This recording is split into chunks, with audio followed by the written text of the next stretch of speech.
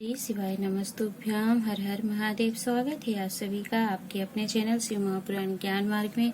आज की वीडियो के माध्यम से आप जानेंगे कि मार्गशीर्ष का माह जो कि कार्तिक माह के बाद आता है उसका क्या महत्व है एवं मार्गशीर्ष में पूजन विधि का क्या नियम है। साथ ही साथ मार्गशीर्ष का ही एक महीना ऐसा होता है जिसमें एकादशी व्रत का उद्यापन किया जाता है। तो संपूर्ण बातों को एवं महत्वों को हम आज की वीडियो में समझेंगे।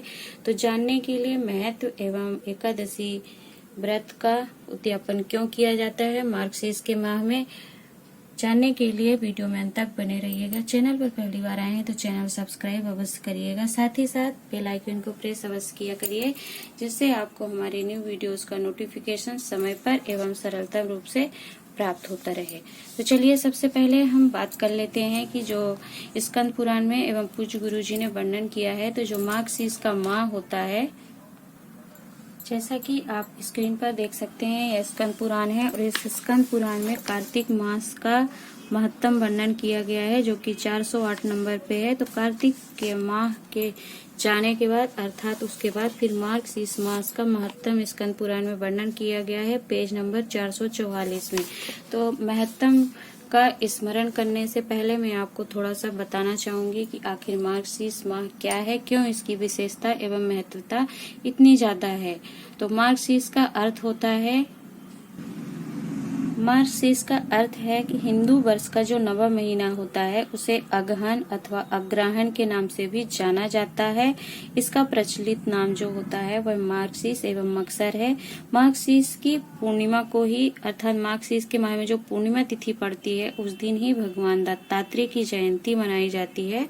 तो यह कुछ अर्थ था मार्गशीर्ष माह का कि उसका नाम क्या है। और साथ ही साथ मार्गशीर्ष का ही एक महीना ऐसा होता है जिसमें कि एकादशी जो 26 एकादशी का व्रत करते हैं उसका उद्यापन किया जाता है। क्यों किया जाता है उसको आगे हम वीडियो में जानेंगे। अभी हम श्रीमद् भागवत महत्तम बताया गया है, जो अयोध्या महत्तम बताया गया है स्कंद पुराण में। तो इन सभी महत्वम के बारे में ना बात करते हुए हम मार्गशीर्ष माह का, वैशाख मास का महत्तम आप देख सकते हैं वर्णन है, मार्गशीर्ष मास का महत्तम वर्णन है। तो स्कंद पुराण में जो वर्णित है वह पूज्य गुरु जी ने जो कथाओं में वर्णन किया है उसका ही स्मरण हम आज की वीडियो में कर लेते हैं।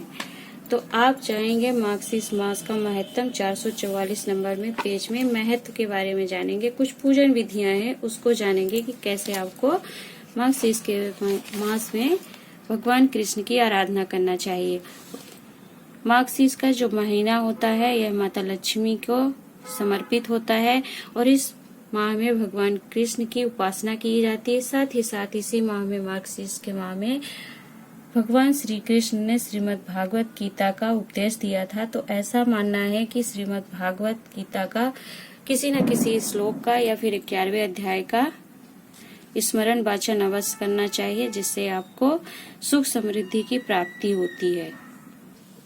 हिंदू कैलेंडर का जो नवा महीना होता है अर्थात चैत्र संवत से हमारा हिंदू धर्म का, सनातन धर्म का नव वर्ष का प्रारंभ होता है। तो चैत्र, वैशाख, ज्येष्ठ, आषाढ़, सावन, भादव, कुआं जिसे अश्विन कहते हैं, कार्तिक, फिर कार्तिक के बाद मार्गशीर्ष का महीना आता है। तो यह नवा महीना है। तो इसकी महत्वता का वर्णन स्वयं भगवान कृष्ण कर रहे हैं। यहाँ पे लिखा है, सूत जी कहते हैं, देवकी नंदनम श्री कृष्णम जगत नंद कारकम भुक्ति मुक्ति प्रदान वंदे माधवम भक्त वात्सलम। जो संपूर्ण जगत को आनंद प्रदान करने वाले तथा भोग और मोक्ष को देने वाले हैं उन लक्ष्मीपति भक्त वात्सल देवकी नंदन श्री कृष्ण को मैं प्रणाम करती हूँ। तो यह महत्तम स्मरण करेंगे कि भगवान रमाकांत से ब्रह्मा जी ने नमस्कार करके पूछा कि हे ऋषिकेश, आपने पहले कहा है कि मैं मार्गशीर्ष में महीनों में मार्गशीर्ष हूँ, अतः उस महीने का महत्व क्या है यह मुझे जानना है, आप मुझे यथापूर्वक समझाइए। तो भगवान जो है उनके समक्ष ब्रह्मा जी को मार्गशीर्ष का महत्तम बता रहे हैं। तो सारी बातों का स्मरण नहीं करेंगे। आपके पास यदि स्कंद पुराण है तो आप उसमें पेज नंबर 444 का मार्गशीर्ष का महत्तम स्मरण कर सकते हैं जिसमें स्नान की महिमा, स्नान विधि, तिलक धारण करने का, गोपी चंदन लगाने का क्या महत्व है, तुलसी माला का क्या महत्व है, भगवत पूजन का विधान और संघ की महिमा का वर्णन किया गया। अभी हम जो महत्वपूर्ण बिंदु हैं सिर्फ उन तथ्यों पर ही बात करेंगे। भगवान कहते हैं कि जो कोई पुण्य करने वाले मेरे भक्त हैं उन्हें मार्गशीर्ष मास का व्रत अवश्य करना चाहिए, क्योंकि यह मेरी प्राप्ति कराने वाला है। अर्थात भगवान की प्राप्ति कराने वाला मार्गशीर्ष अगहन अग्रहण, जिसे मगसर के नाम से भी जानते हैं। तो कह रहे हैं भगवान की मार्गशीर्ष मास मुझे सदैव प्रिय है। जो मनुष्य प्रातः काल उठकर मार्गशीर्ष में विधि पूर्वक स्नान करता है, उस पर संतुष्ट होकर मैं अपने आप को भी उसे समर्पित कर देता हूँ। तो यह हमारा सौभाग्य है कि भगवान स्वयं हमारे लिए समर्पित होना चाहते हैं, यदि हम थोड़े नियमों का और महत्वों को जान लेते हैं, समझ लेते हैं। अगला महत्व बताया गया है कि भगवान वर्णन कर रहे हैं कि जो व्यक्ति सुबह स्नान करता है तो उसको सबसे पहले क्या करना चाहिए। विधि पूर्वक मलमूत्र का त्याग करके हाथ मुंह धोवे, यथोचित रीति कुल से कुल्ला करे तथा शुद्ध होकर दंत धान पूर्वक स्नान करे। स्नान विधि इस प्रकार है कि तुलसी के जड़ की मिट्टी को, जहाँ पर तुलसी का पौधा लगा होता है उसकी जड़ की मिट्टी को लेकर के पत्र के साथ लेकर आए। तुलसी पत्र और मिट्टी को लेकर मूल मंत्र ओम नमो नारायणाय अथवा गायत्री मंत्र के द्वारा अभियंत्रित करें। मंत्र से ही उस मृतिका को अपने अंगों में लगाएं और जल में प्रवेश करके अघमर्षण स्नान करें। विद्वान पुरुष युक्त अष्टाक्षर मंत्र से ही तीर्थ की कल्पना करें। ओम नमो नारायण अगर इस मंत्र का स्मरण करते हुए आप स्नान करते हैं तो फिर आपको गंगा जी की प्रार्थना भी करते हैं स्नान करते समय। तो कहा गया है कि गंगे तुम भगवान विष्णु के चरणों से प्रकट हुई हो, इसीलिए वैष्णवी हो। श्री विष्णु ही तुम्हारे देवता हैं। तुम जन्म से लेकर मृत्यु पर्यंत सभी पापों से मेरी रक्षा करो। अर्थात स्नान करते समय आपको यह भाव लाना है, ओम नमो नारायण या गायत्री मंत्र का स्मरण करके स्नान आदि कर शुद्ध हो जाना है आपको। स्नान करने के बाद फिर मनुष्य को जो है त्रिपुंड धारण करना चाहिए। त्रिपुंड धारण करते समय केशवाय नमः कहकर भगवान केशव का चिंतन करें और केशवाय नमः कर करके फिर आपको त्रिपुंड धारण करना चाहिए। भगवान यहाँ वर्णन कर रहे हैं कि जो द्वारिका की मृतिका को हाथ में लेकर, द्वारिका की जो मिट्टी है उसे यदि आप हाथ में लेकर प्रतिदिन अपने ललाट में, सिर्फ मार्गशीर्ष माह में नहीं अन्य महीनों में भी यदि आप ललाट में ऊर्ध्व पुंड लगाते हैं, अर्थात खड़ी लाइनें खींच करके त्रिपुंड धारण करते हैं मस्तक पर, तो किया जाने वाले सत्कर्मों का फल कोटि गुना हो जाता है। ललाट में गोपी चंदन का तिलक करने से मनुष्य अपने कर्मों का अक्षय फल पाता है। जो ब्राह्मण गोपी चंदन का सुंदर ऊर्ध्व पुंड प्रतिदिन अपने ललाट में धारण करता है वह मेरे धाम में स्थित होता है और मैं लक्ष्मी जी के साथ उस घर में सदैव निवास करता हूँ। अर्थात आप स्वयं सुन सकते हैं कि जो गोपी चंदन होता है यदि उसका आप त्रिपुंड लगाते हैं तो कितना फलदायी है और कितना महत्व है। और मार्गशीर्ष मास में तो और भी इसका महत्व बढ़ जाता है। भगवान कहते हैं कि मैं उसके घर में ही निवास करता हूँ। मृत्यु काल में जिसकी भुजाओं में, ललाट में, हृदय में और मस्तक में गोपी चंदन लगा होता है वह मुझ लक्ष्मीपति के लोक में जाता है। जिसके ललाट में गोपी चंदन विद्वान हो उसको मेरे प्रभाव से, अर्थात यदि गोपी चंदन का त्रिपुंड आपके मस्तक पर लगा है तो उसका प्रभाव इतना होता है कि ग्रह, राक्षस, यक्ष, पिशाच, नाग और भूत आदि की पीड़ा आपको नहीं देते हैं। यदि ये सभी आपको नहीं परेशान करेंगे, नहीं सताते हैं। चतुरानन मेरा प्रिय करने के लिए तथा अपने कल्याण और रक्षा के लिए मेरा भक्त प्रतिदिन शाम और प्रातः काल मेरी पूजा और होम में एकाग्र चित्त होकर ऊर्ध्व पुंड धारण करे। तो यदि वह धारण करता है तो सांसारिक बंधनों से वह मुक्त होता है और सांसारिक बंधनों का नाश करने वाला होता है गोपी चंदन का त्रिपुंड यदि मस्तक पर आप धारण करते हैं। साथ ही साथ अन्य महत्व है, यह तो गोपी चंदन का महत्व था। द्वादशी अथवा पूर्णिमा को, अर्थात मार्गशीर्ष माह की जो द्वादशी आएगी, प्रदोष तिथि एवं पूर्णिमा को यदि गाय के दूध से मुझे स्नान कराया जाए तो बड़े बड़े पातकों का नाश करने वाला होता है। देखिए इसमें मार्गशीर्ष माह में जो है भगवान विष्णु की, भगवान कृष्ण की आराधना का वर्णन है, उसका महत्व है और उनकी पूजन में क्या क्या होना चाहिए। त्रिपुंड का महत्व है, तुलसी माला का महत्व है, तुलसी काष्ठ के चंदन का महत्व है। तो इसी सभी का वर्णन आपके समक्ष बता रही हूँ, तो आप ध्यान दीजिएगा, जो कि बहुत आवश्यक है आपके लिए जानना। तो यहाँ गाय के दूध से स्नान कराया जाए तो पातकों का नाश करने वाला है। जो मनुष्य मार्गशीर्ष मास में मुझको मधु अर्थात शहद और शक्कर से स्नान कराता है वह स्वर्ग से इस लोक में लौटने पर राजा होता है। यदि आप स्वर्ग में कभी जाते हैं और वहां से यदि आप इस पृथ्वी लोक पर आते हैं तो फिर आप राजा ही बनकर होते हैं, यदि आपने मार्गशीर्ष माह में मधु और शक्कर से स्नान कराया है तो। जो व्यक्ति अगहन में मुझे दूध से नहलाता है वह स्वर्ग लोक में चंद्रमा, इंद्र, रुद्र और मरुण गणों द्वारा विजय पाता है। जो उपासक मार्गशीर्ष के महीने में शंख में तीर्थ का जल लेकर, यदि आप शंख में तीर्थ का जल लेकर उसकी एक बूंद से भी भगवान को नहलाते हैं, भगवान श्री हरि विष्णु, भगवान श्री कृष्ण को, तो फिर आप स्वर्ग लोक में निवास करते हैं, ऐसा भाव वर्णन किया है। एक बूंद से भी नहलाता तो समूचे कुल को तार देता है। जो अगहन मास में भक्ति पूर्वक शंख ध्वनि करके मुझे स्नान कराता है, शंख ध्वनि करना है, शंख से ही तीर्थ का जल लेकर के नहलाना है आपको, तो उसके पितृ फिर स्वर्ग लोक में प्रतिष्ठित होते हैं, अर्थात उनके पितृ जो होते हैं, आपके जो पितृ होंगे उन्हें स्वर्ग का निवास प्राप्त होगा। जो शंख में जल लेकर ओम नमो नारायण का उच्चारण करते हुए मुझे नहलाता है वह संपूर्ण पापों से मुक्त हो जाता है। यदि आपने कोई पाप कर लिया है या कुछ गलतियां हो गई हैं आपसे, तो आपको फिर ओम नमो नारायण का स्मरण करते हुए शंख में जल लेकर के अवश्य स्नान कराना चाहिए। मार्गशीर्ष के महीने में नदी, तब, बावड़ी और कुआं आदि का जो जल शंख में रखा जाता है वह सब गंगा जल के समान हो जाता है। जो वैष्णव मेरे चरणोदक अर्थात भगवान के स्नान का जो चरणों का जल होता है शंख में रखकर अपने मस्तक पर धारण करता है, यदि भगवान के चरणों को जल को आप शंख में रख कर फिर उसे अपने मस्तक पर धारण करते तो वह तपस्वी मुनियों में सर्वश्रेष्ठ है। तीनों लोकों में जितने तीर्थ हैं वे सब मेरी आज्ञा से शंख में निवास करते हैं। भगवान स्वयं वर्णन कर रहे हैं कि सारे तीर्थों का निवास जो है शंख में है, इसीलिए शंख श्रेष्ठ माना गया है। जो शंख में फूल, जल और अक्षत रखकर मुझे अर्घ देता है उसे अनंत पुण्य की प्राप्ति होती। जो वैष्णव मेरे मस्तक पर शंख का जल घुमा कर उससे अपने घर को सींचता है उसके घर में कोई अशुभ कार्य नहीं होता।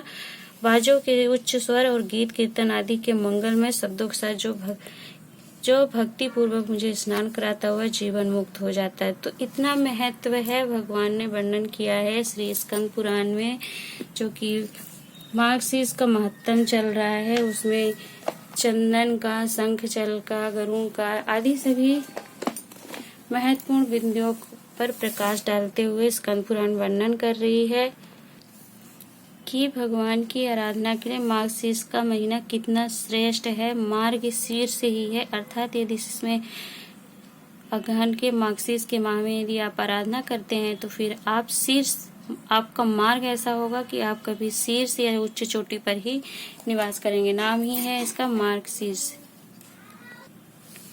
शंख जल का महत्व तो आपने जान लिया कि वह गंगा जल के समान हो जाता है। यदि किसी तीर्थ का जल यदि शंख के अंदर कोई भी जल आ जाता है तो वह तीर्थों का निवास करता है, उस जल में तीर्थ का निवास हो जाता है। साथ ही साथ यहाँ पे भगवान के पूजन में घंटनाद, चंदन, पुष्प, तुलसी दल और धूप दीपक का भी महत्व वर्णन किया गया है। परंतु यदि हम सभी बातों का वर्णन करेंगे तो वीडियो बहुत लंबा हो जाएगा।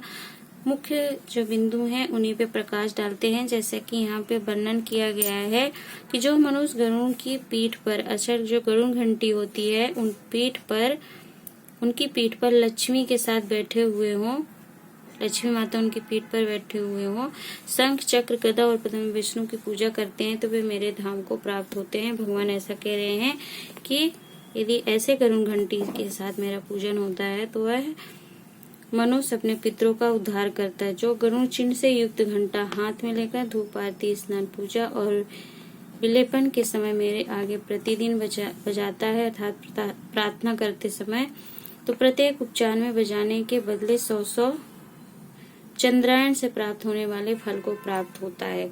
अर्थात यदि आप नित्य कर्म में भजन कीर्तन आदि करते हैं परंतु सिर्फ गरुड़ घंटी में गरुड़ जी की प्रतिमा बनी हो ऊपर, ऐसे गरुड़ घंटी से यदि आप नाद करते हैं, बजाते हैं तो चंद्रायण व्रत जो होता है, चंद्रायण से प्राप्त होने वाले फल को आप प्राप्त कर लेते हैं।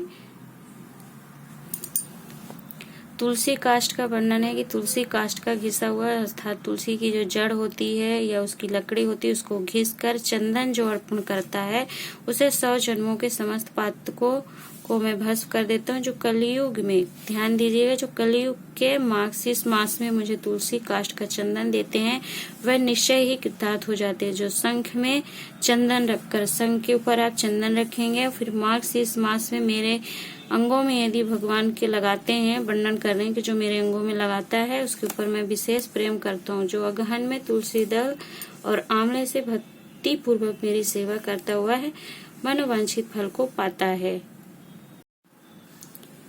मार्गशीर्ष के मास में भगवान वर्णन कर रहे हैं कि केतकी का पत्ता अर्थात केतकी का जो वृक्ष होता है उसके जो पत्ता होता है और पुष्प, दोनों ही पत्ता और पुष्प एवं भृंगराज, तुलसी का पत्ता और फूल, ये सब मुझे शीघ्र प्रसन्न करने वाले हैं। लाल और नीले अर्थात नील रंग का जो होता है पुष्प और सफेद कमल मार्गशीर्ष मास में मुझे अत्यंत प्रिय है माने गए, जो सुंदर रंग वाले होने के साथ ही सरस।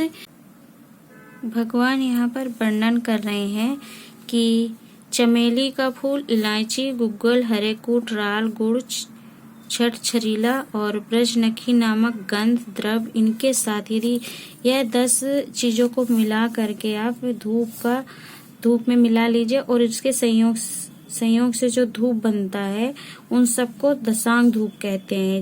यदि सभी चीजों को आप राल, गुड़, छरीला और ब्रजनखी नामक जो ग्रंथ होते हैं इन सभी को आप पंसारी की दुकान से लाएं और मिला लेते हैं तो भगवान कह रहे यदि मेरे अत्यंत प्रिय मार्गशीर्ष मास में, देख लीजिए भगवान स्वयं कह रहे हैं कि मेरा अत्यंत प्रिय मार्गशीर्ष मास में कोई मनुष्य दशांग धूप देता है तो मैं उसे अत्यंत दुर्लभ मनोरथ, यदि आपका बहुत ही दुर्लभ जो कभी पूर्ण नहीं हो सकता ऐसी कोई मनोरथ है, कामना है, तो वह मनोरथ बल, पुष्टि, स्त्री, पुत्र और भक्ति दे देता हूँ। यह सभी आपको उससे अर्थात दशांग धूप का आप यदि आरती उतारते हैं तो वह आपको प्राप्त हो जाता है। जो व्यक्ति अगहन के महीने में भगवान की आरती का दर्शन करता है अर्थात कहीं पर भगवान कृष्ण या हरि विष्णु का कहीं आरती हो रहा है तो यदि आप उस आरती का भी दर्शन कर लेते तो वह अंत में परम पद को प्राप्त कर लेता है। आप परम पद की प्राप्ति चाहते हैं तो आरती का दर्शन अवश्य करिएगा। जो मेरे आगे भक्ति पूर्वक कपूर की आरती करता है वह मुझ अनंत में प्रवेश कर जाता है। जो मंत्रहीन और क्रियाहीन मेरा पूजा किया गया है वह मेरी आरती कर देने पर सर्वदा परिपूर्ण हो जाता है। जो मार्गशीर्ष मास में कपूर से दीपक जलाकर मुझे अर्पण करता हुआ है अश्वमेघ यज्ञ का फल पाता है। यह देखिए कितना महत्व बताया गया कपूर का मार्गशीर्ष के महीने में दीपक जलाकर अर्पण करने से। तो यदि आपको अश्वमेघ यज्ञ का फल प्राप्त करना चाहते हैं और कुल का उद्धार करना चाहते हैं तो मार्गशीर्ष मास में भगवान की दशांग धूप, कपूर, तुलसी की मजरी, रामा श्यामा कोई सी भी तुलसी हो, गोपी चंदन आदि से उनका पूजन अवश्य करें। तुलसी दल, पुष्प आदि जो पत्ते हैं, फल है, उनसे भगवान की इस मार्गशीर्ष माह में पूजा आराधना करी जाती है। आप स्कंद पुराण का हम लोग गीता प्रेस गोरखपुर का मार्गशीर्ष महत्तम पढ़ रहे हैं जिसमें मार्गशीर्ष के बारे में बहुत ही विस्तार पूर्वक वर्णन किया गया है।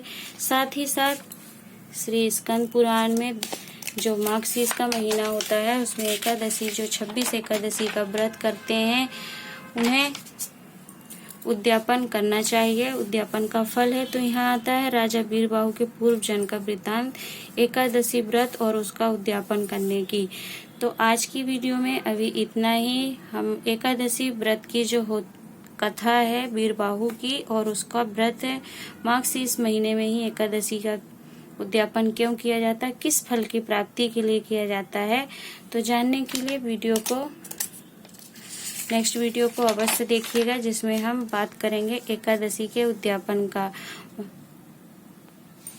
तो आज की वीडियो में हमने मार्गशीर्ष मास का महत्तम, पूजन का महत्तम एवं किन वस्तुओं से भगवान की पूजा आराधना करना चाहिए उसके बारे में महत्व स्मरण किया है।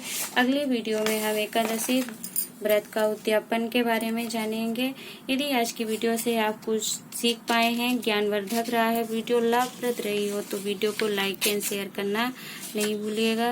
मिलते हैं हम अपने एक नए उपाय एवं नए वीडियो के साथ। तब तक के लिए श्री शिवाय, नमस्तुभ्यम, हर हर महादेव।